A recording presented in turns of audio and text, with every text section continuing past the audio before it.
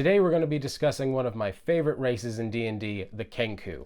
Kenku are a cursed people, stripped of their flight and their true voices and left to wander the material plane. Introduced back in 3rd edition of D&D as a simple, cackling monster, Kenku have been given a fighting chance and are finally a playable race all their own.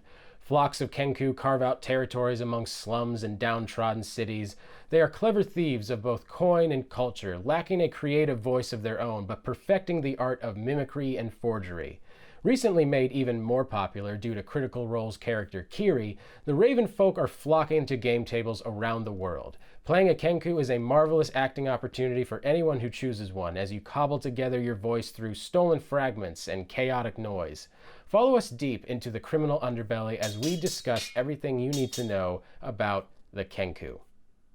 The actual origins of the Kenku are a little lost in mystery, largely due to the conflicting lore between editions, but while the details have changed, the overall broad strokes remain the same. The Kenku started as a proper birdfolk with wings, artistic talent, and a voice all their own. They served some sort of dark master and attempted to betray them by stealing an extremely important and shiny bauble. The Kenku were brought and given an almighty deity-level punishment and were nerfed to all oblivion. Then they were let loose to wander around the material plane, with very little else but their ability to mimic what they heard. The result of all this is a deeply wounded culture that focuses on regaining what they once lost. Each Kenku instinctively misses their ability to fly, and their dreams will often take them skyward. Kenku flocks are drawn to high places, and since they rarely have any real resources of their own, they usually settle in ruined towers or high forgotten places amongst the city sprawl. Spells and magic items that provide flight are especially prized by Kenku, and they will often study magic with the explicit intent of one day taking to the skies. Kenku have no empires or fortunes. That probably doesn't need to be said, but they don't. They scrape by making use of what talents people have left, and also mimicry and forgery. Each Kenku can repeat things that they hear with absolute perfection, but they have no voice of their own, which is quite tragic the more I think about it. They create their own vocabulary out of words they've heard, and their speech is often choppy and segmented. This lack of a voice applies to their artistic voice as well, and Kenku find it nearly impossible to create something new and original, a wound still aching from their ancestral curse. Without an artistic voice, Kenku remain a cultural echo, always on the edge but never forming a real culture of their own. So what does a Kenku look like? Unlike most 5e races, Kenku are limited in their appearance.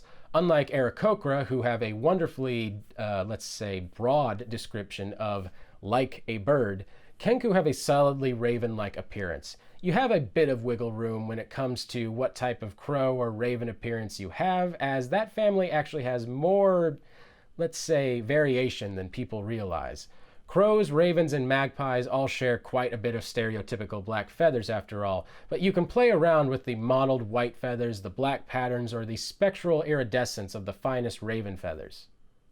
The real jackpot of the creative space is not really your Kenku's appearance, but their voice. As a Kenku, your voice should be derived from words and sounds that you've heard in your character's past. Well-educated Kenku may very well speak fluidly and articulately, but a Kenku thief off the street would probably speak with broken sentences and sound effects. Nobody expects you to be a great voice actor, mind you, but try coming up with some odd sound effects or speech fragments to throw into your character, like phrases spoken in awkward or incorrect inflections, or even by slipping in the odd sound effect in there every once in a while. Your players, however, might be annoyed with this attempt at a performance, so if they seem to be getting annoyed by what you're doing, feel free to break character every once in a while. So what should you name your Kenku? Well, Kenku names are literally sound effects rather than something that can be written down. Their perfect mimicry means that a Kenku's name could be the bang of a gunshot, or the autumn wind among leaves, or the squeak of a rat even. Kenku names have no regard for gender, but tend to relate to a Kenku's professional role. Warriors will have names that relate to the sound of battle, like a sword clang, or the twang of a bowstring. Kenku within city underbellies will often mimic the sounds of alley animals, such as rats and pigeons. Finally, Kenku with regular professions will often take on a name that is related to it in some way, such as the spraying of an ocean for a sailor, or wood shavings for a carpenter. Obviously, nobody but Kenku can pronounce these names, so Kenku will often provide other people with literal translations of their name. A Kenku whose name is the sound of hammering might be called hammerer, or a Kenku whose name is the sound of a sword slice would be called slicer. The following list that we're throwing up here has some other names that we can suggest. However, one example from a campaign that I ran is we had a Kenku merchant that followed the group around. His name was the sound of coins clanking in a pocket, but we simply called him Fiscal. Your Kenku will have the following racial traits. Starting off with your ability score increase. Your dexterity score increases by 2, and your wisdom score will increase by 1. This is a solid boost for most wisdom-based classes and dexterity-based martial classes. Rangers, clerics, druids, monks, rogues, and dexterity-based fighters are all excellent choices for a Kenku. As for their age, Kenku have shorter lifespans than humans. They reach maturity around 12 years old and can live up to about age 60. This rarely matters in 5e unless you plan on jumping large swathes of time for some reason, but it's still good to keep in mind that they live comparatively on the shorter side. So what kind of alignment are Kenku? Well, Kenku are chaotic creatures, rarely making enduring commitments or pacts, and they are mostly out to just save their own skin, really. They are generally chaotic neutral in the grand scheme of things.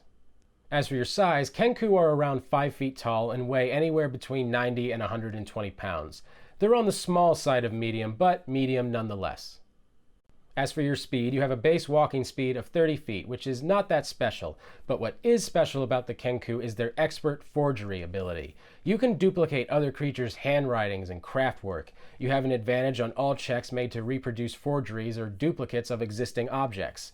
I don't think I have to explain how this can be useful, especially in espionage-type campaigns and missions, or perhaps if you want to be a little bit more diplomatic with nobles or get into an art community of some kind. Another great asset is your Kenku training. You are proficient in your choice of 2 of the following skills, whether it be acrobatics, deception, stealth, or sleight of hand. Bonus skill proficiencies are a godsend, and you get to choose 2 of some of the best. Grab whichever proficiencies you don't already have granted to you by either your background or your class. And now for the real reason you picked a Kenku, mimicry. You can mimic sounds that you've heard, including voices. A creature that hears the sound you make might be able to tell it's an imitation with a successful wisdom or insight check as opposed by your charisma or deception check.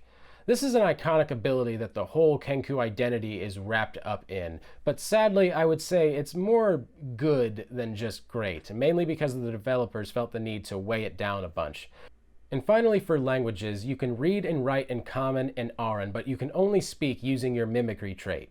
Auran is a pretty rare language unless you plan on chatting it up with some Aarakocra, who we also covered in another video if you want to go check that out, but it's not really likely to come up in most of your adventures. Let's end this video with some Kenku builds. 5e D&D is amazingly flexible, and no class or background you pick for your next Kenku will be objectively wrong. However, if you're interested in optimization, the following build ideas can be a great starting point for you. The Graveyard Raven. Rogues are already a good thematic fit for the Kenku, but the new rogue subclass, the Revived, fits this class even better, and has an excellent synergy with the Kenku Expert Forgery ability. Revived rogues gain an ability called Tokens of Past Lives that lets them trade out new tool or skill proficiencies every long rest. Odd tool proficiencies are often the missing piece to the forgery puzzle. Swooping Crane. Their lore doesn't exactly make a whole lot of sense for monks unless you really get creative with it, but the bonus to dexterity and wisdom lines up absolutely perfectly. The Kenku abilities will allow you to play your monk more stealthily, scouting out the opponents and perhaps misleading them away from your allies. It's a strange synergy, but it works. Twin Birds. Kenku abilities already line up nicely with clerics, and their stealthy abilities will mix well with the trickery domain. You'll end up playing a cleric that can also play a lot of the rogue's role, so definitely pick this if your party lacks both and needs someone that can supply them with both. The Invoke Duplicity ability is also amazing with their Mimicry ability. Since you can use it in conjunction with Minor Illusion, both your voice and the copy's, let's just say, voice, will be identical. Have fun confusing those guards with that doppelganger Kenku that you just made. I have always enjoyed when one of my players or fellow adventurers decides to play a Kenku. It means there is a certainty of uniqueness to be had in the session, and I find it rather difficult to play the same type of Kenku twice, much less recreate a performance twice. They offer an unbeatable form of role-playing potential and even have a few mechanical advantages to boot. Thank you so much for watching this video. I really appreciate it. Please like and subscribe if you want to see more content from us.